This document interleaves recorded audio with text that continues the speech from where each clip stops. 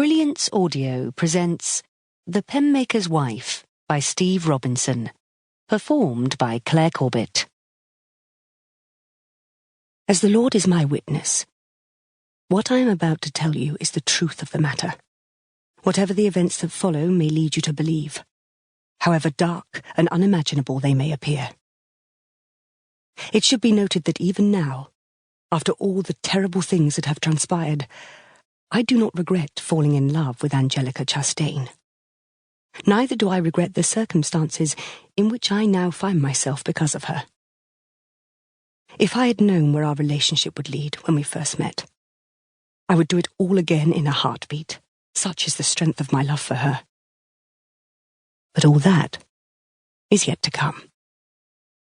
For now, I must start at the beginning, from the events that led to that fateful day when we first met, and my life was changed forever. You may in time come to question the authority of my account. You may find what I have to say too unpalatable to accept that it could possibly be true. I can offer no proof save that of my own eyes and my own ears, which you may therefore ascribe to nothing more than one word against another. You may not wish to believe it, but you must. If not for my sake, then for the sake of all others who may yet come to know her and love her as I have. I have been told much of what follows by Angelica herself, whom you may soon come to regard as an unreliable source, but when the time comes, consider this. Why tell me at all? Perhaps she did so out of pity, although I choose to believe it was out of love, however unlikely that may seem, once you have heard what I have to say. Either way, she did so knowing no one would believe me, but I implore you to do so, for I have nothing now to gain from lying. I suspect the cause of it all really began long ago, before I met Angelica. Perhaps as long ago as her childhood in France, or her formative years living in the slums of London. But for the purposes of what I have to tell you, it began when Angelica first came to live in Birmingham, with her son, William.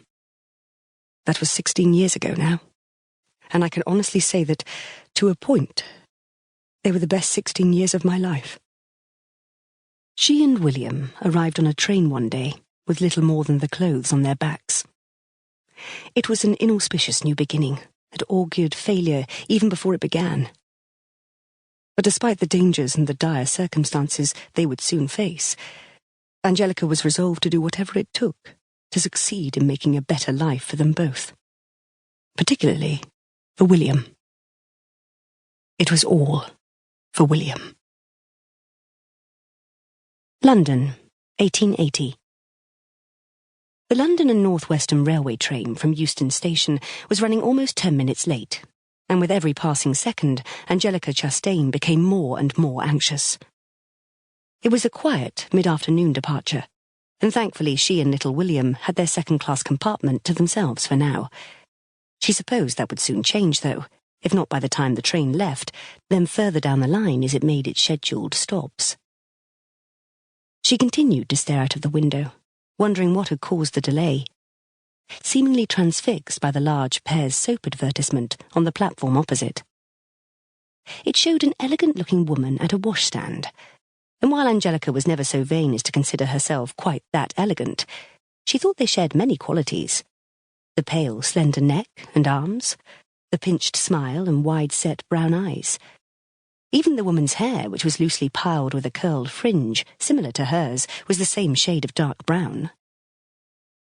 The advertisement promised healthy skin, a good complexion, and soft, white, beautiful hands.